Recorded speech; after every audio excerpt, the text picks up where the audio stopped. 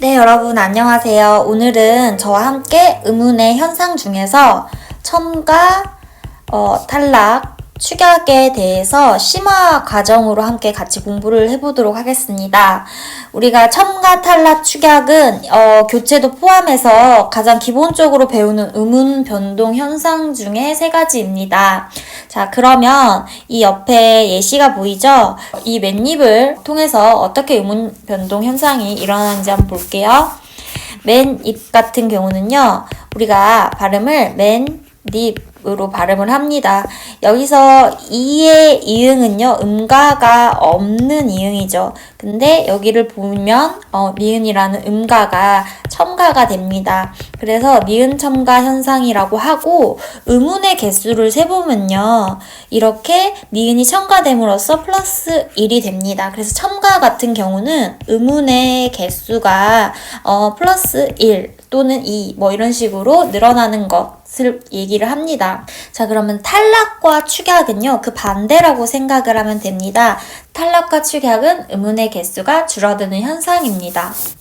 자, 그러면 오늘 제가 심화해서 알려드리기로 했잖아요. 오늘은 탈락 중에서 활용해서의 리을 탈락을 알려드리겠습니다. 자, 먼저 활용해서의 리을 탈락을 공부를 하기 전에 이 활용이라는 개념에 대해서 우리가 알고 있어야겠죠.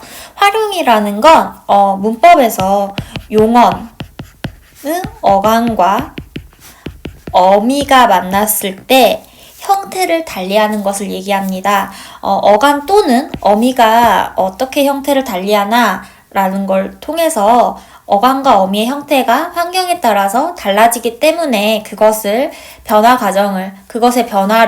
활용이라고 합니다. 쉽게 말해서. 자, 그러면 우리 용언 어간이라고 하면요. 용언은 동사, 형용사죠. 자, 이 과정에서 어떤 탈락이 일어나는지 함께 볼게요. 자, 제가 여기 예문을 가져왔는데요. 만드니, 만드시니 라는 이 첫 번째 예문을 한번 주목을 해주시기 바랍니다. 만드니, 만드시니. 자, 활용은 어간과 어미를 나누는데 어간의 그 기본형 다를 한번 붙여볼게요. 자, 만드니, 만드시니의 어간은요. 만들입니다. 그리고 기본형은 다죠. 그래서 우리는 만들다가 만드니, 만드시니와 같이 리을이 탈락한 형태로 활용되는 걸 볼 수가 있습니다. 여기서 이제 리을이 탈락되죠. 그래서 이 같은 경우를 보고 용언이 활용될 때 니은, 시옷 앞에서는 리을이 탈락하는 경향이 있습니다. 이것의 예시를 조금 더 들어드릴게요. 예를 들면 우리가 알다, know를 한번 생각해보세요. 알다. 나는 그것이 내가 아는 문제야 라고 했을 때는 아는으로 활용을 합니다. 그랬을 때 리을이 어떻게 된다? 탈락된다. 그리고 뒤에는 니은이 왔죠. 자, 그러면 이것의 기본 형태는 원래는 R 플러스 는이지만 여기서 리을이 탈락돼서 아는이 되고, 그 다음에 또 다른 예시 한번 볼게요. 사느냐 죽느냐 그것이 문제로다 라고 했을 때 우리가 사느냐라고 표현을 합니다. 자, 사느냐라고 쓰고 사느냐라고 읽죠. 자, 근데 여기서는 살다, live에 이 리을이 어디로 갔나요? 없어졌어요. 그거는 무슨 얘기냐면 살느냐겠지만 여기서 어떻게 리을이 탈락된 거죠. 자, 이때도 뒤에 오는 어미가 바로 니은이 됩니다. 자, 그러면 그 다음에 시옷의 예시를 한번 볼게요. 우리 할머니는 아시는 게 참 많아. 자, 아시는 이라고 하지만 여기서도 알고 있죠. 우리가 알다에 시는이 붙인 거죠. 알시는이라고 해야 되지만 리을이 탈락되는 거죠. 그 다음에 우리 할머니는 오래오래 사신다 했을 때도 여기서도 마찬가지예요.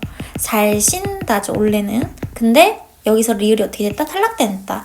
이런 게 바로 용언의 활용인데 이 특징이 뭐냐면요. 여기에 니은이나 시옷 앞에서 탈락된다는 겁니다. 그래서 우리가 활용의 리을 탈락을 배울 때 니은, 시읍과 같이 조음 위치가 비슷한 자음 앞에서 뭐가 탈락된다? 리을이 탈락된다 라고 배웁니다. 우리가 자음체계표 한번 생각해 보면요. 리을은 유음이면서 조음 위치가 어디예요? 치조음이죠. 이 앞니에서 발음을 합니다. 르. 자, 그러면 니은하고 시옷도 뭐냐? 치조음이에요. 그래서 조음 위치가 2번 반복되면 발음하기가 어려워요. 그래서 발음의 효율성을 위해서 비슷한 자음 앞에서는 리을을 탈락시켜버립니다. 그래서 여러분들이 이 규칙은 탈락 규칙에서도 조금 더 심화된 내용이다. 이렇게 공부를 하시면 됩니다. 이제 1번 같은 예문은 해결이 됐고, 그 다음 2번을 볼게요. 만들 수 있다. 우리가 여기 예문에서는 어떤 규칙을 찾아내야 되나? 우리가 지금 리을 탈락에 대해서 배우고 있는데요. 여기 만들 수 있다 같은 경우는 1번과 다른 의문 규칙입니다. 네, 만들다의 만들이에요. 그리고 이 수가 뭐냐면 의존 명사입니다. 수는 의존 명사. 우리가 그 앞에서 배우는데요. 의존 명사는 반드시 뭐의 수식을 받아요? 관형어의 수식을 받아야 돼요. 그러면 만들은 수를 꾸미는 관형어예요. 그런데 여러분들이 이렇게 생각할 수 있어요. 예쁜 사람을 표현하고 싶어. 근데 예쁜의 기본형은 예쁘다죠. 자, 근데 예쁘다 사람 할 수가 없어요. 그러니까 여기가 관형어가 되려면 관형사가 아닌 형용사기 때문에 관형어가 지금은 될 수 없죠. 그래서 어떻게 하냐? 너 잠깐만 관형어의 역할을 해줄래? 라고 해서 관형사형 어미, 니은 또는 리을을 붙여줍니다. 그래서 예쁜 사람이 돼서 사람이라는 명사를 꾸며주죠. 이것까지는 우리가 다 배운 내용입니다. 그랬을 때 여기도 마찬가지예요. 원래는 만들다잖아요. 만들다 수인데 여기서 어떻게 하냐? 관형사형 어미 리을을 붙여줍니다. 그런데 여러분 보세요. 만들다의 들의 종성이 리을이죠. 근데 또 관형사형 어미 리을이 온다? 그러면 이것 같은 경우는 이렇게 되거든요. 만들 수 리을이 2개가 온다. 근데 이런 글자는 본 적도 없고 이렇게 쓰지도 않죠. 이때는 자연스럽게 자음이 어떻게 된다? 2개가 오니까 탈락이 일어납니다. 그래서 자음군 단순화 규칙의 원리가 적용이 돼서 리을이 탈락되는 거예요. 자, 그래서 이 같은 경우 만들 수 있다는 사실 리을 이렇게 2가지지만 이렇게 탈락을 해서 만들 수 있다 이렇게 되는 거죠. 그래서 1번에서 리을이 탈락된 이유와 2번에서 리을이 탈락된 이유가 서로 다르다는 것. 1번은 조음 이치 때문이라면 리을이 탈락한 이유는 종성에 2가지 이상의 발음이 올 수 없기 때문에 자음군 단순화에 의해서 탈락된다라고 생각을 하면 됩니다.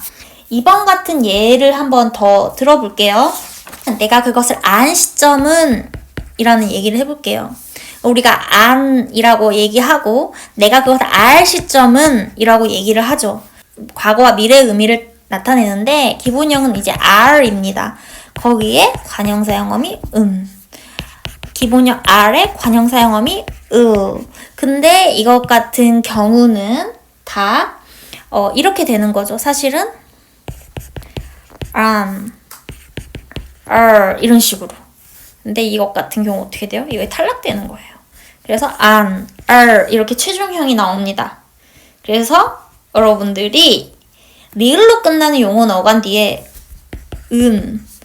을과 같은 또는 도 마찬가지인데요. 이때는 리을 뒤에서 단모음 의가 탈락된 다음에 종성의 2 자음이 오고 그 다음에 자음군 단순화가 일어나서 최종형이 됩니다.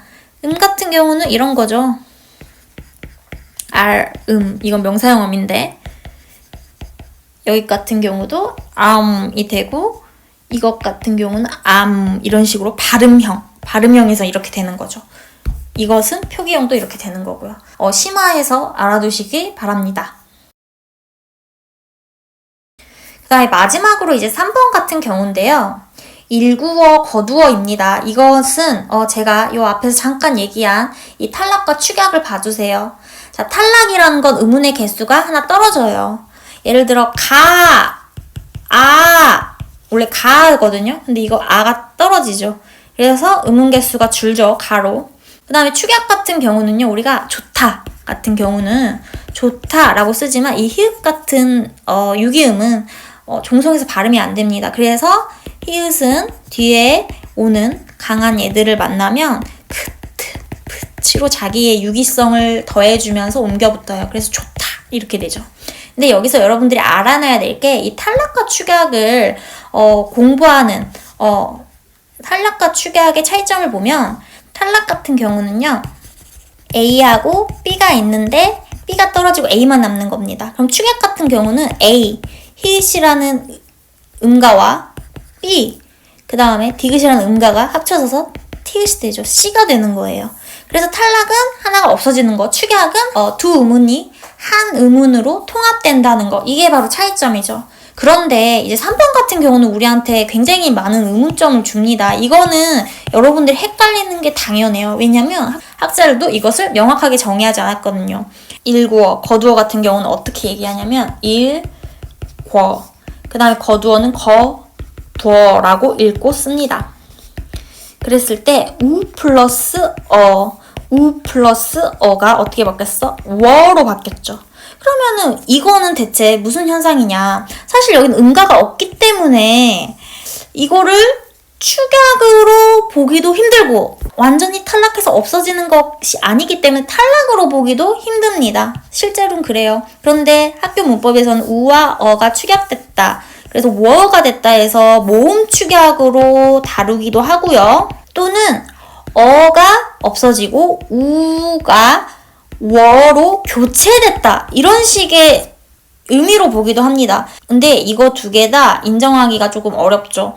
모음 축약 같은 경우도 사실은 반모음 자체가 워 같은 경우는 우 플러스 어라는 거를 기본 전제하거든요. 그러니까 사실 이 축약의 개념 A하고 B가 더해져서 C라는 새로운 의문이 나왔어야 되는데 그게 아니라는 거예요. 그냥 결합뿐이에요. 그래서 모음 축약도 어렵고. 그러면 우가 어로 교체됐다는 것도 왜 뒤에 어가 탈락되고 우가 어로 교체되느냐. 이 앞에 우가 탈락해서 어가 워가 돼도 되거든요. 그러니까 이게 명확하지 않아요. 그런 인과관계가. 그래서 이것 같은 경우는 문법에서 어떻게 표현을 하냐.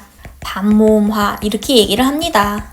그냥 단모음이었던 것들이 워라는 이중모음으로 바뀌는 현상을 반모음하다라고 이렇게 얘기를 합니다. 그래서 이 3번 같은 부분은요. 학교 내신에서는 선생님이 잘 얘기하는 부분 또는 어떤 강의에서는 그 선생님이 말하는 거 그런 거를 잘 들어줄 필요가 있고 고민의 여지가 있다. 이거는 학문 문법에서도 교수님들도 각각의 의견이 다른 그런 문제이기 때문에 여러분들이 당연히 헷갈리는 게 당연하다. 이렇게 정리를 하실 수 있습니다. 오늘 수업은 여기까지고요.